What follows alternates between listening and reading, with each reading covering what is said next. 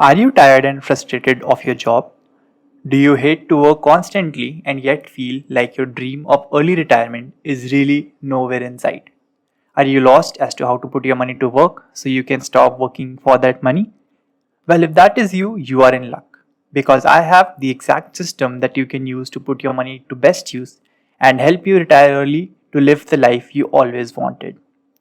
Now, definitely every situation is different for everyone and things will vary. However, this method will take care of most people and most needs. I am confident that if you use this, you will be better than 80% of the people out there.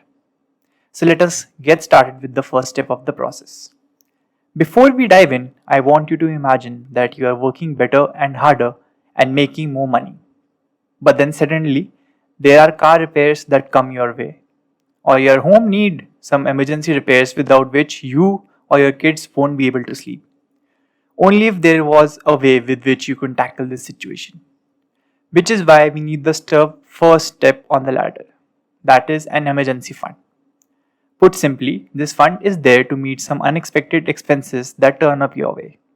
It is not to be invested anywhere and is not expected to generate returns. But having this emergency fund will give you one of the biggest benefits, a sense of security. That things will be taken care of if something bad were to happen to you and you needed funds immediately. Personally, I would suggest to keep about 6 months worth of expenses in a savings or checking account. And if you can buff this up to 12 months, you will be doing yourself a huge favor. In a recent bank survey, about 39% of respondents said they would be able to cover an urgent $1,000 if something were to happen. The worst part is that you would have to take credit card debt otherwise, for which you would pay upwards of 20% interest. Now let us get onto the second step of the ladder. Imagine someone to give you 100% return on your money tax free. Would you take that up? I am betting that you would. And if you are working in an organization, there is a good chance that you have this return. It is a simple 401k match. Ask your employer or HR if there is a 401k match that they offer and put it to maximum possible use. Because doing so will give you a guaranteed 100% return on your money that you put in. For example, if you make $100,000 a year and have a $4,000 contribution, your employer will match it and it will instantly double the money which you will pitch in. There is one little caveat. Make sure that you check the vesting schedule for your company. If it is say 3 years, make sure you account for it when you plan to switch your jobs. Once you have covered these two steps of the ladder, then comes the third part. But before that, let me ask you, how many credit cards do you have? Do you remember the last thing you bought and swiped up the old rusty? And if you did you repay just the minimum amount? Because if that is the case, then that is our next step on the ladder, that is paying off high interest debt. High interest debt mainly includes credit card debt as well as student loans. Avoid getting these in the first place if that is possible for you. If not, put these on a priority and try to wrap them as soon as possible for you. Okay, now that we have tackled the high interest debt, so let us move on to the fourth step of the ladder. You know how medical expenses take up a large portion of yourself that can come up during day-to-day living? And it is for that reason we need to put money in a little something called the HSP. A health savings plan or HSP is a type of savings account available to individuals who are enrolled in a high deductible health insurance plan. It is designed to help individuals save money on medical expenses while also providing certain tax advantages. There is a triple tax benefit that you will gain. Your contributions are tax deductible, your growth is tax deferred, and your withdrawals are tax free. Now that our medical expenses are taken care of, let us take care of our children's education, shall we? The next step on the ladder is the 5 to 9 education savings plan. Put simply, it is like a Roth IRA for education expenses. Though the contributions are made on an after-tax basis, they are considered complete gifts for taxation purposes and can be used for your child's education.